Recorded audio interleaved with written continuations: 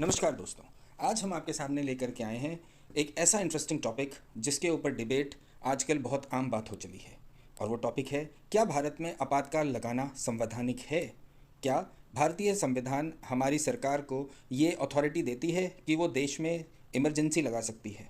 और और साथ ही साथ क्या 25 जून, जिसे कि संविधान हत्या दिवस के रूप में अभी अभी सरकार ने अनाउंस किया है, क्या यह सही फैसला है या गलत? इस बारे में आज हम अपने वीडियो में चर्चा करेंगे और आपको ये जानकारी प्रोवाइड करने की कोशिश करेंगे कि किस तरीके से इमरजेंसी प्रोविजंस हमारे इंडियन कॉन्स्टिट्यूशंस का पार्ट है और किस तरीके से जो 1975 या उससे पहले या उससे बाद में अगर कभी इमरजेंसी लगी तो वो किस बेसिस पर लगाई गई और उसकी संवैधानिक वैधता क्या थी।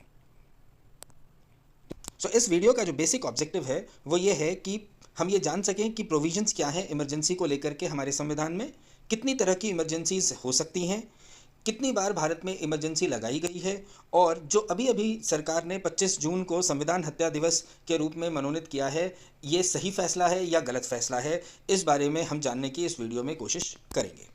तो आइए सबसे पहले समझते हैं भारतीय संविधान में आपातकाल का क्या प्रावधान है। जैसा कि हमने इससे पहले वीडियो में ये जाना था, जिसमें हमने आपको मेकिंग ऑफ इंडियन कॉन्स्टिट्यूशन का जो वीडियो हमने बनाया था, उसमें हमने आपको बताया था कि इमरजेंसी प्रोविजंस का जो इंस्पिरेशन है वो हमें 1935 के जो भारतीय एक्ट है, भारत सरकार का अधिनियम है जो 1935 का, उससे और साथ ही साथ जर्मनी के कॉन्स्टिट्यूशन से मिलता है। और वहीं से हमने अपने कॉन्स्टिट्यूशन में इमरजेंसी वर्ड का इस्तेमाल किया है और उससे रिलेटेड प्रोविजंस को शामिल किया है। तो भारतीय संविधान का भाग 18 352 से लेकर के 360 आर्टिकल्स तक इमरजेंसी के प्रोविजंस को डिस्कस किया गया है, उसको स्टेट किया गया है, और जो कि एक भारत में इमरजेंसी लगाने की अथॉरिटी प्रोवाइड करता है सेंट्रल गवर्नमेंट और पार्लियामेंट को।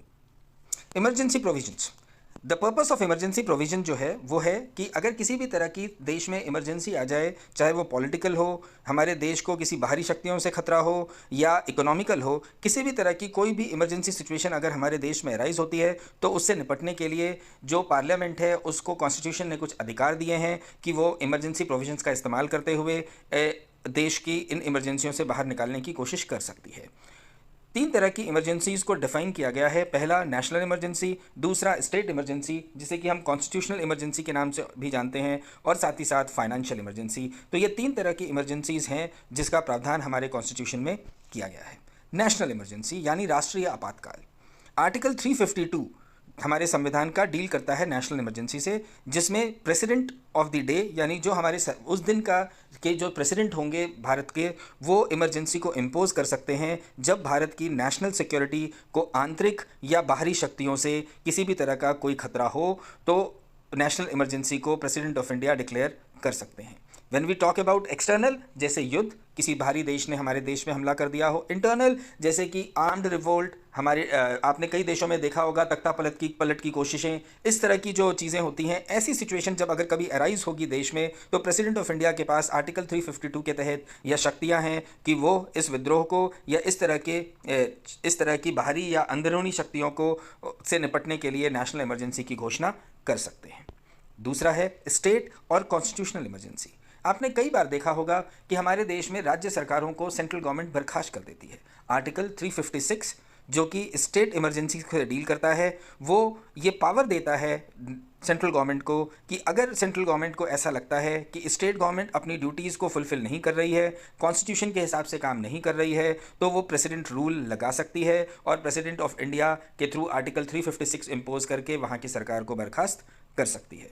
आज तक इस 356 एक बहुत ही डिबेटेड टॉपिक है, आर्टिकल 356, और इसके बारे में हम चर्चा कभी और एक अलग वीडियो में करेंगे, क्योंकि पिछले 70 सालों में इस आर्टिकल को किस तरीके से इस्तेमाल किया गया, क्या वो इस्तेमाल सही था या गलत, इसके बारे में चर्चा हम और किसी वीडियो में करेंगे। आज हम बस इतना जानते हैं कि article 356 state emergency constitutional emergency से डील करती है, जो कि किसी भी स्टेट गवर्नमेंट को बर्खास्त करने के लिए हमारे सेंट्रल गवर्नमेंट को पावर प्रोवाइड करती है, प्रेसिडेंट रूल लगाने की इन्हें अथॉरिटी प्रोवाइड करती है। कुछ टर्म्स एंड कंडीशंस होती हैं, उन टर्म्स एंड कंडीशंस को अगर फुलफिल हो रहा है तो सेंट्रल गवर्नमेंट उसे इम्पोज कर सकती है। Next comes is financial emergency यानी वित्तीय आपातकाल।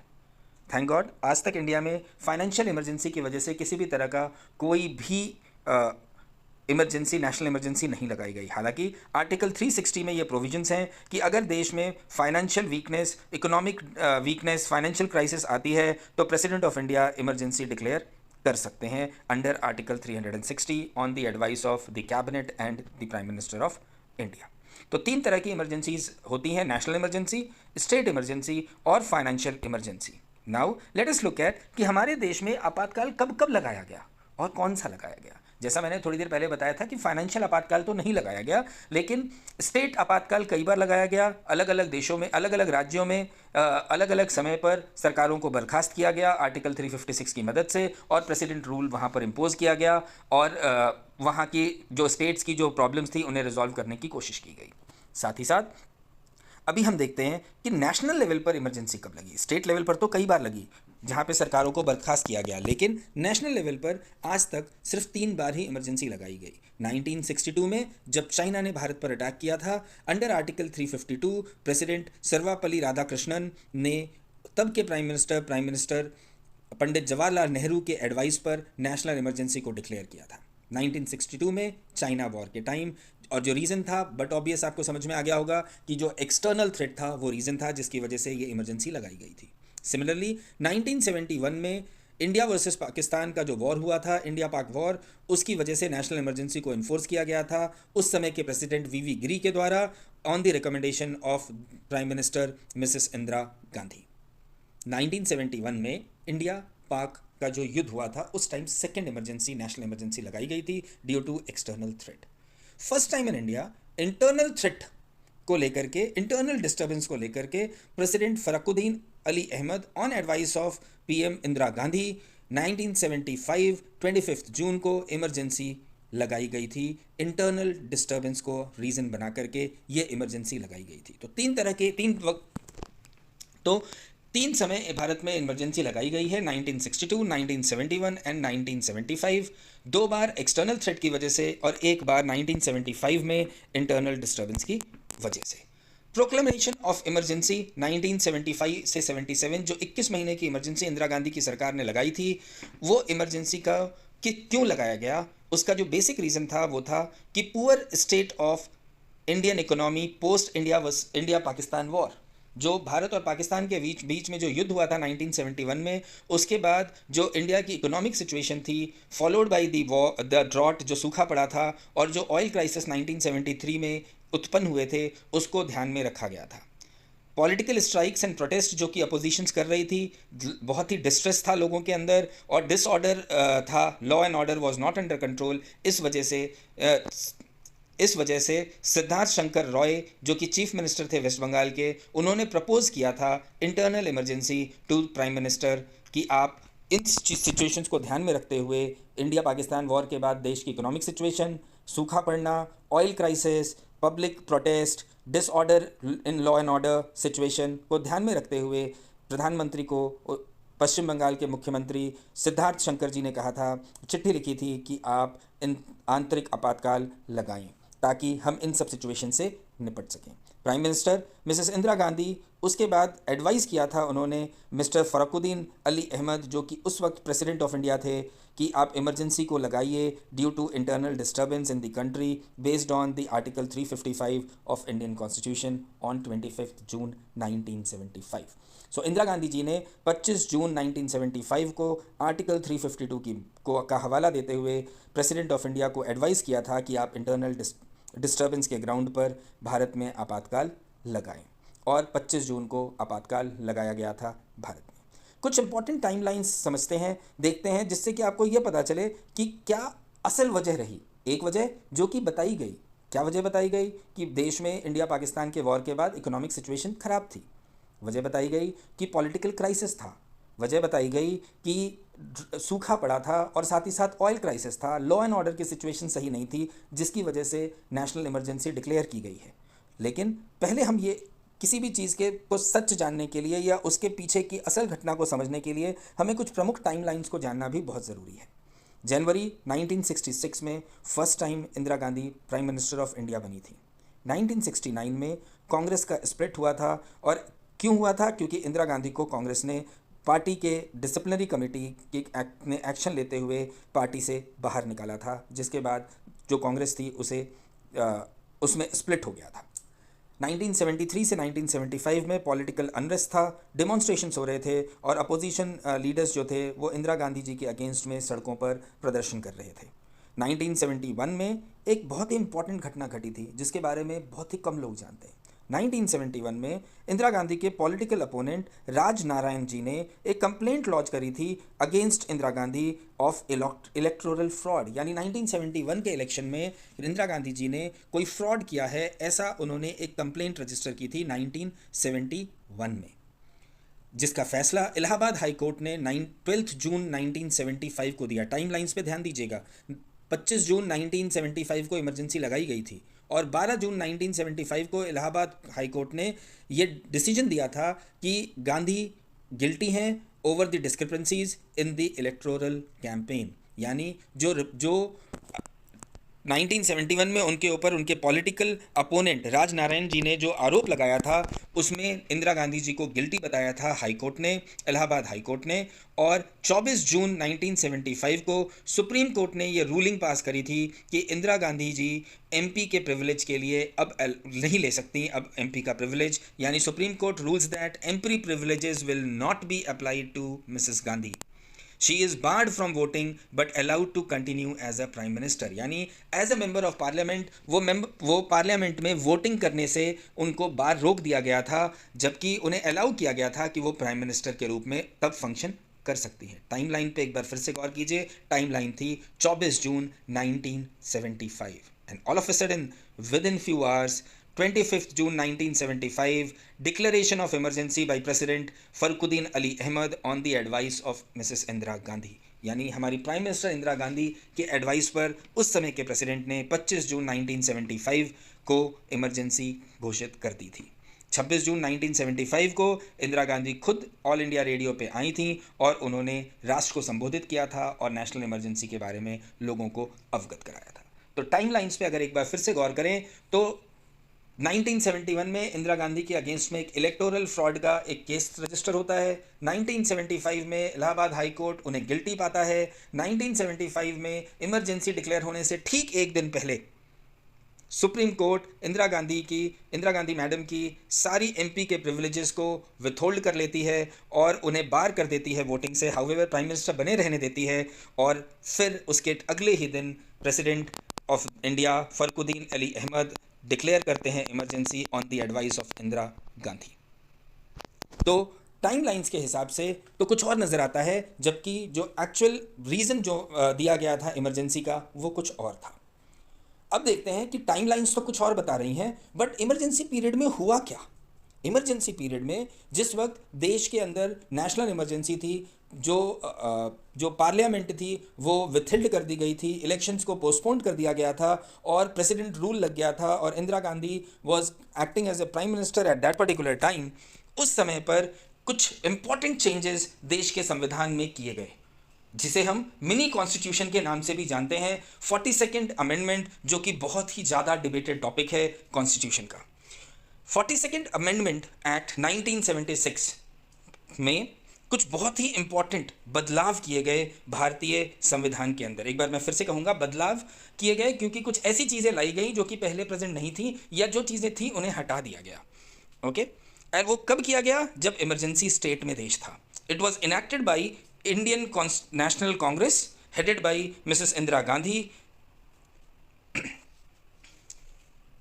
Due to the large number of amendments जो कि अमेंडमेंट 42nd में किए गए, इसे हम मिनी कॉन्स्टिट्यूशन के नाम से भी जानते हैं और कई बार इसे द कॉन्स्टिट्यूशनल एक्ट 1976 के नाम से भी जाना जाता है under the various history and constitutional reference books.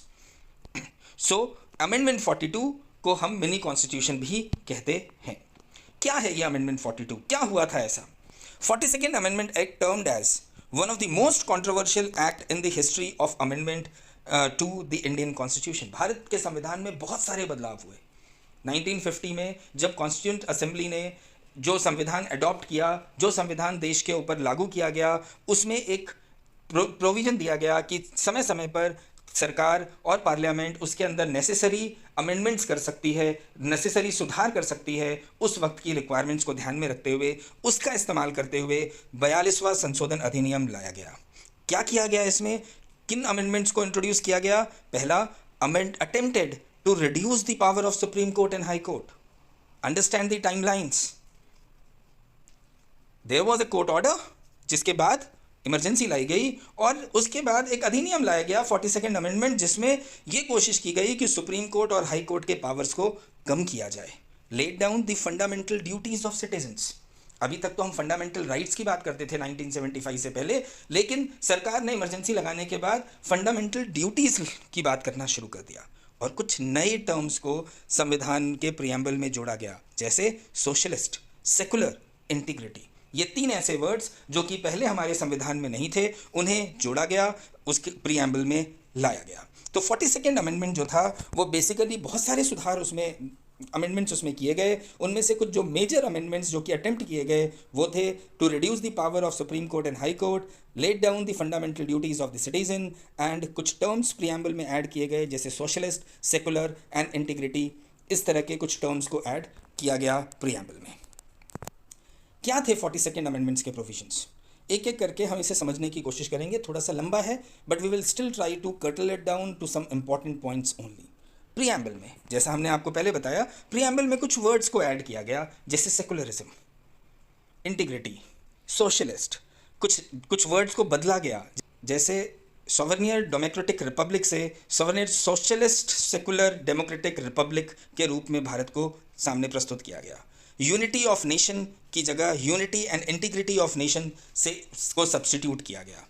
इस तरीके से प्रियम्बल में कुछ चेंजेस किए गए। 7th शेड्यूल में कुछ 5 ऐसे विभाग या 5 ऐसे सब्जेक्ट्स जिन्हें स्टेट की कॉन्करेंट लिस्ट में भेजा गया, जैसे education, forest, weight and measures, protection of wild life and bird and administration of justice. ये 5 ऐसी चीज़ें सब्जेक्ट्स है जिन्हें कि सेंट्रल लिस्ट से निकाल करके स्टेट लिस्ट में ट्रांसफ़र किया गया 7th शेड्यूल के अंतर्गत। आर्टिकल 51A 10 फंडामेंटल ड्यूटीज़ को ऐड किया गया अंडर आर्टिकल 51A।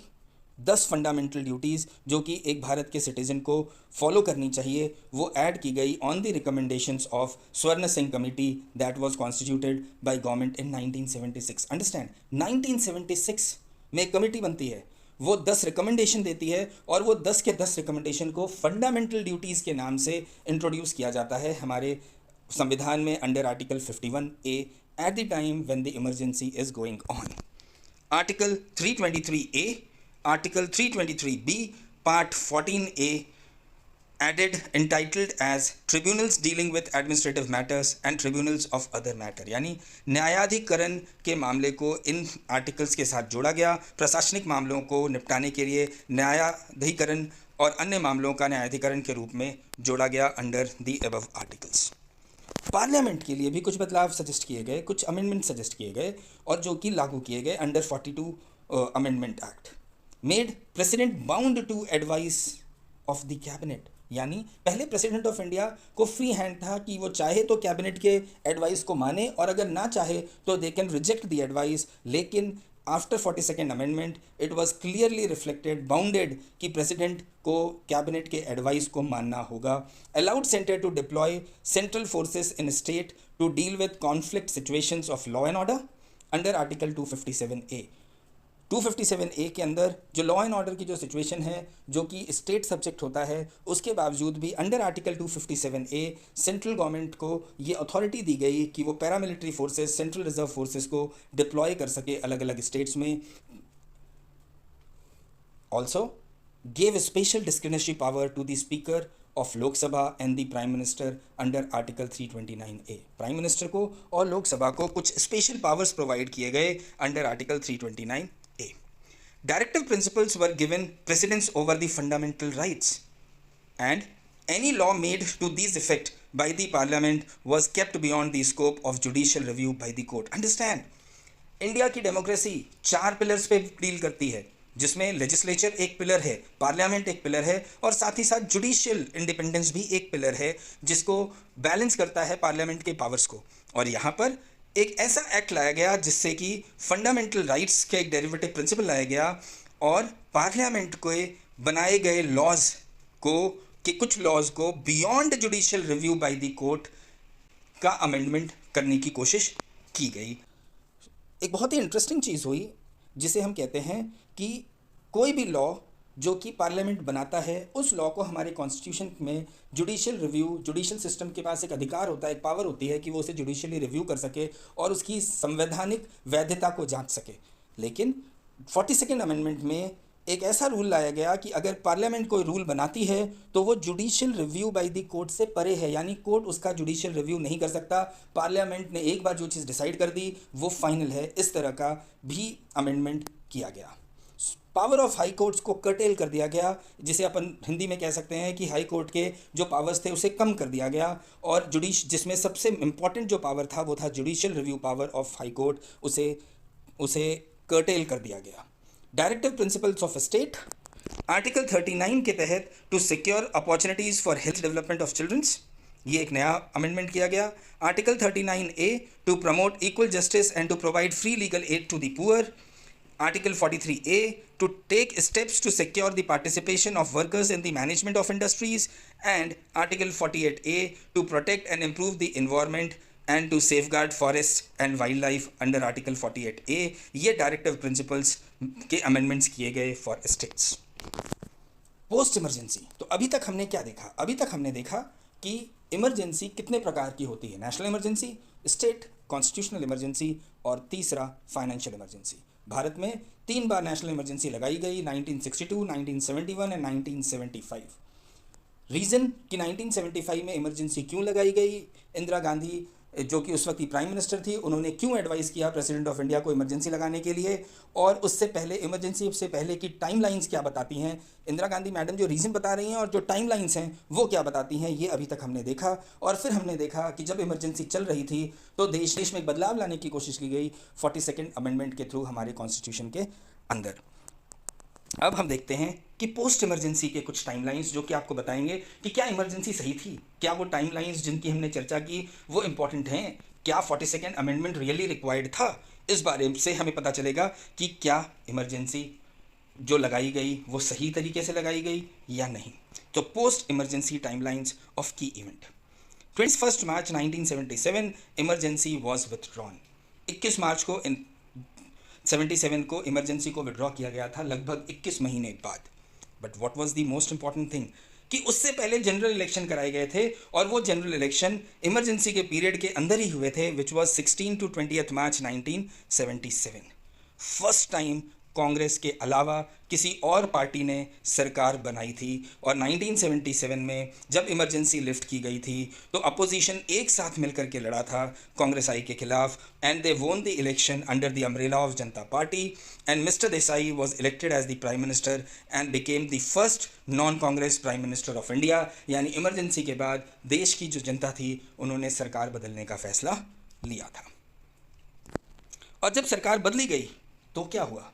सरकार बदलते ही जो नई सरकार आई उसने 1978 में 44th अमेंडमेंट एक्ट लेकर के आए, कॉन्स्टिट्यूशन का 44th अमेंडमेंट किया, जो कि किया गया 42nd अमेंडमेंट्स के कुछ प्रोविजंस को नलीफाई करने के लिए, ख़त्म करने के लिए, कंट्रोल एल्ट डिलीट करने के लिए, या उसमें कुछ बदलाव या कुछ सुधार करने के लिए।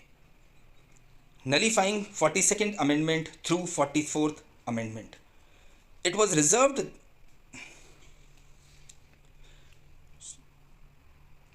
42nd अमेंडमेंट एक्ट जो था उसने सरकार को एक पावर दी थी कि वो कॉन्स्टिट्यूशन को अमेंड कर सके अपने विश के हिसाब से। हाउएवर 44th अमेंडमेंट जो आया उसने 42nd अमेंडमेंट के इस अमेंडमेंट को, इस प्रोविज़न को रिवर्स कर दिया बाई इंट्रोड्यूसिंग आर्टिकल 368, उसमें बदलाव करके कि कोई भी सरकार अपनी मर्जी से किसी भी तरह के बदलाव को नहीं कर सकती, और उसका एक प्रॉपर प्रोसीजर बनाया गया जिसे हमने डिस्कस किया था अपने पिछले वीडियो में, can government change Indian constitution, जिसमें हमने देखा था कि 3 तरीके से संविधान में संशोधन किया जा सकता है, simple majority, special majority and special majority with state ratification. इस तरह का प्रावधान आर्टिकल 368 में लाया गया और 42nd अमेंडमेंट को रिवर्स किया गया। The ground of declaration of national emergency को भी बदला गया और उसे कहा गया कि अब नेशनल इमरजेंसी जो है वो इंटरनल डिस्टर्बेंसेस के ही लगाई जा सकती। अब इंटरनल डिस्टर्बेंस का मतलब पॉलिटिकल अनरेस्ट या और कोई नहीं हो सकता, सिर्फ आर्म्ड रिवोल्ट हो सकता है। अगर जिस तरीके से आपने देखा होगा तख्तापलट के लिए जो डिफरेंट देश हैं उनमें जो मिलिट्री ऑफिशियल्स होते हैं वो कोशिश करते हैं, अगर इस तरह का कोई अटेम्प्ट किया जाए तभी इंटरनल डिस्टर्बेंस के बेस पर इमरजेंसी लगाई जा सकती है। अदरवाइज ओनली एक्सटर्नल एग्रेशन के खिलाफ ही नेशनल इमरजेंसी लगाई जा सकती है आफ्टर 42nd अमेंडमेंट। यानी जो बेसिस इंदिरा गांधी जी ने लिया था उसी बेस को ख़त्म कर दिया गया by introducing 44th amendment. 226 was amended to restore to the High Court their powers to issue writs or any other purpose besides enforcement of fundamental rights। यानी फंडामेंटल राइट्स के इन्फोर्समेंट के अलावा भी उन्हें जुडिशियल रिव्यू के powers दिए गए कि वो इन पावर्स का इस्तेमाल कर सकें अंडर आर्टिकल 226 जो कि पहले 42nd अमेंडमेंट में उनसे छीन लिए गए थे। 44th Amendment Act modified the constitutional emergency provision and prevented them from being misused in future. It restored Supreme Court and High Court jurisdiction and powers which they enjoyed before 42nd Amendment। मतलब supreme court और high court के पास जो powers थे पहले 42nd amendment के पहले, उसे दोबारा से रिस्टोर कर दिया गया और कॉन्स्टिट्यूशनल इमरजेंसी के जो प्रोविजंस थे उसका मिसयूज़ को रोकने के लिए 44 अमेंडमेंट एक्ट को पास किया गया। So let's recap so far what we have learned. In 1975, Indira Gandhi advised President to impose emergency on the ground of internal disturbance. Imposing emergency was well within the constitutional framework. Indira Gandhi ji ने जो advice दी थी वो हमारे देश के उस वक्त के जो कॉन्स्टिट्यूशनल फ्रेमवर्क था उसके हिसाब से वो बिल्कुल सही एडवाइस दी गई थी।